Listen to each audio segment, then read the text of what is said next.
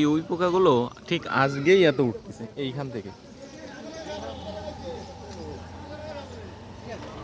এইখান থেকে উড়ে যাচ্ছে আর পাখিগুলো এইখান থেকেই ধরে ধরে খাচ্ছে।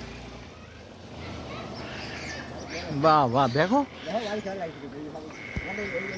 অজস্র পাখি, অজস্র পাখি, এত পাখি এ গুনিয়ে শেষ করা যাবে না। এক জায়গায় আকাশটাই ছেয়ে ফেলিছে পাখিতে।